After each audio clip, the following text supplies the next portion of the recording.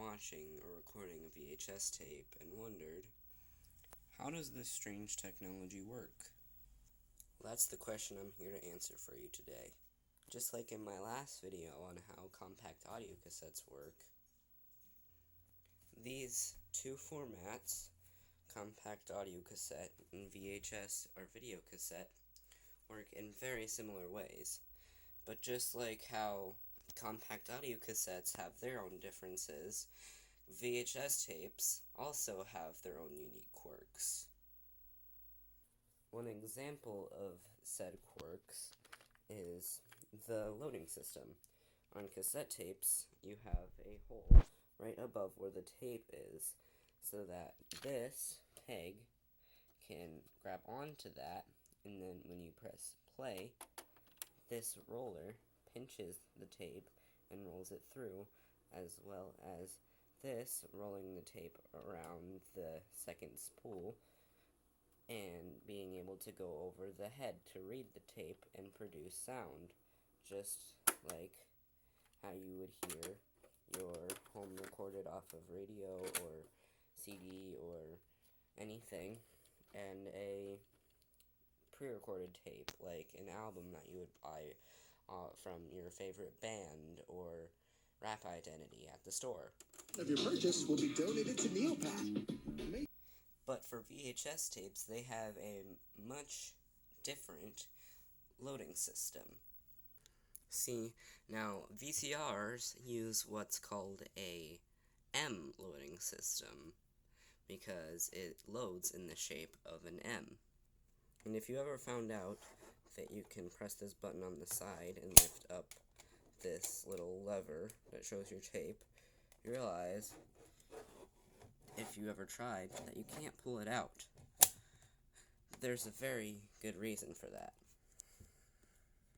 There's actually a button right here on the bottom of your video cassette tape that when you load it into your system, a little rod comes up and pushes that button, so then it can pull the tape after it lifts up this lever. It can pull it and put it onto its loading system.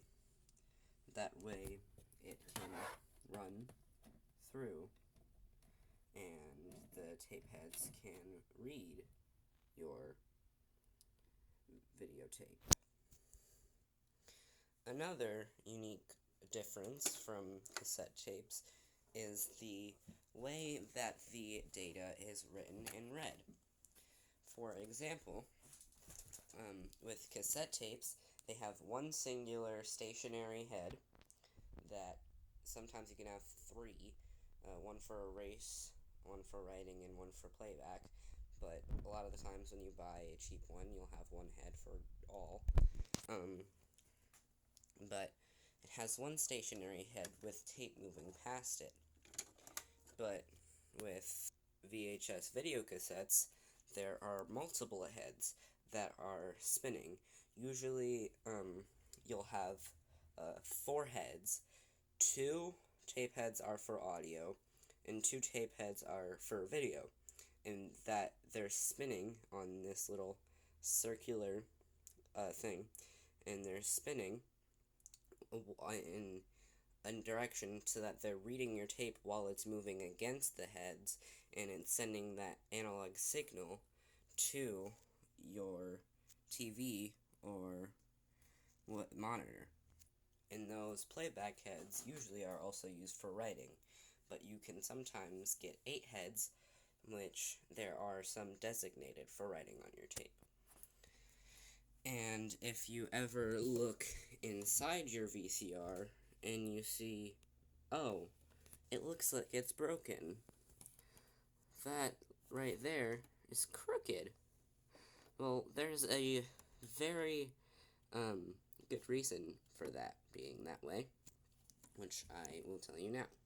The reason for why that is crooked, it is also the reason why this tape can only go in one way, and why cassettes are able to be flipped around.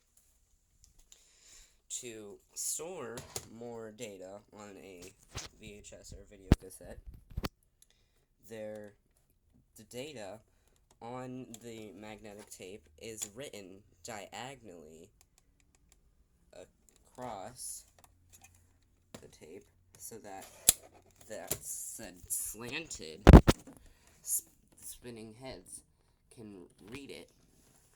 To store more data, it's written